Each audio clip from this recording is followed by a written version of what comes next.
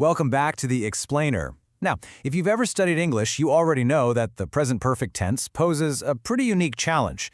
It can feel, honestly, a bit abstract, but here is the secret. Understanding and actually using the present perfect correctly is an absolute cheat code. Seriously, once you get it, it's going to significantly enhance your fluency and your overall confidence. You won't just sound more natural, you'll actually be able to express time and experience with total precision. So, let's jump right into our roadmap for today. We're going to cover 4 things. First, the past meets the present. Second, the 4 main uses. Third, past simple versus present perfect. And finally, trigger words to watch for. All right, let's kick things off with section 1. The past meets the present. Building the bridge. Okay, so the absolutely crucial starting point is getting this formula down. You construct this tense by combining your subject with the auxiliary verb has or have, and then you just attach the past participle of the main verb.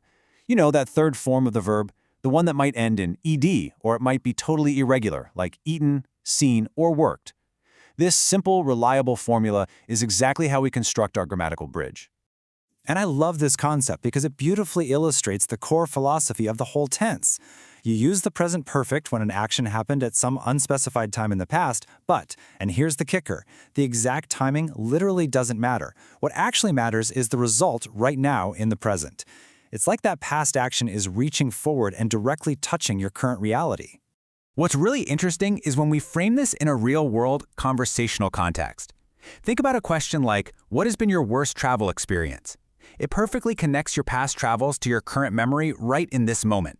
We use this constantly in daily chats or even customer service. Think about phrases like, we have sent your luggage on your original flight, or she has never put her passport in her suitcase, or I've been in my new apartment for a week. It's just everywhere.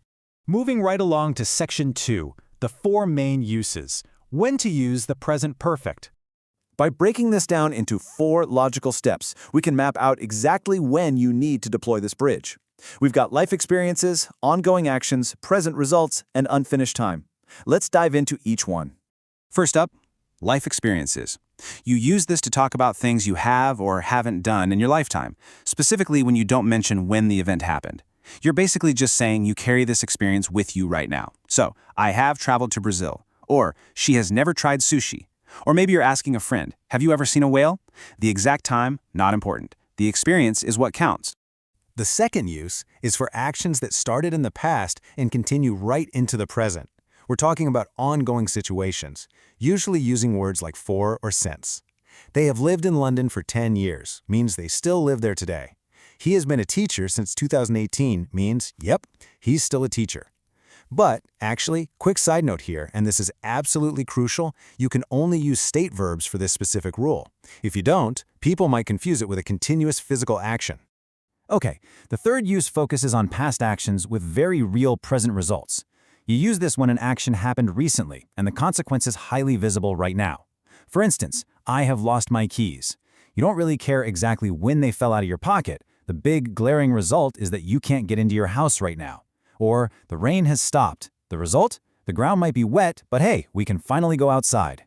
And number 4, recent or multiple actions in an unfinished time period. This usually features words like just, already, or yet. Like, we have already eaten breakfast, or the plane has just landed. But my favorite way to demonstrate this is with coffee.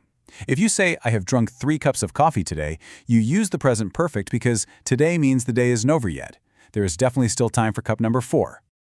All right, let's get into section 3, past simple versus present perfect, the ultimate showdown. Now you might be wondering, why can't we just use the past tense if the action is already done? Well, the core difference here is finished versus connected. The past simple is for actions that are totally, completely finished in the past. The time is over and the action has zero direct impact on what's happening right now. The present perfect, on the other hand, intentionally connects that past action directly to the present moment. Comparing these side by side gives us a fantastic perspective. Think about the time focus. Past simple uses a specific finished time, like yesterday or in 2018. Present perfect uses an unspecified time or an ongoing period, like ever or today. And look at the main question each tense is trying to answer. Past simple answers, when did it happen, while present perfect answers, what is the result right now, or has this happened in your life? Let's look at this in action. Saying I lost my keys yesterday using the past simple, that's just a finished historical fact. Maybe you lost them, but hey, maybe you found them an hour later. It's really just a story about yesterday. But saying I have lost my keys, that emphasizes the present disaster. The focus is entirely on the result. You don't have them right now, and you're locked out. Here's another brilliant example. He lived in Japan for 2 years. That means he doesn't live there anymore. That chapter of his life, entirely closed. But flip that to the present perfect, he has lived in Japan for 2 years. This means he moved there 2 years ago and he is still a resident there today. The past is hooked directly to the present. We see this with experiences too, right? I saw the Eiffel Tower in 2015 means that specific year is done. I have seen the Eiffel Tower means it's a life experience you carry with you right now. Which brings us to our final part. Section 4, Trigger Words to Watch For, your grammar cheat code. If you see words anchoring an event to a dead and finished past, you are firmly in past simple territory. Words like yesterday, ago, like 3 days ago, last week, a specific year, like in 1999, or phrases like when I was young. These are basically massive stop signs telling you that the connection to the present is completely broken. But on the flip side, we have these automatic triggers that alert you that action is still bridging into the present. That means you absolutely need the present perfect. We're talking about words like just, already, yet, ever, never, for, since, and before. When you hear these, your brain should immediately just start building that has or have plus past participle structure. And a super quick note on 2 of the most common triggers, for and since. It is highly important to distinguish between these two. For is used to measure an ongoing duration of time, like saying, I have lived in this city for 5 years.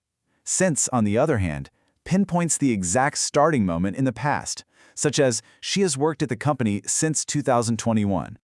Seeing these in action really ties it all together. Notice how these words instantly lock your sentence into the present perfect structure. Have you ever traveled to Tokyo?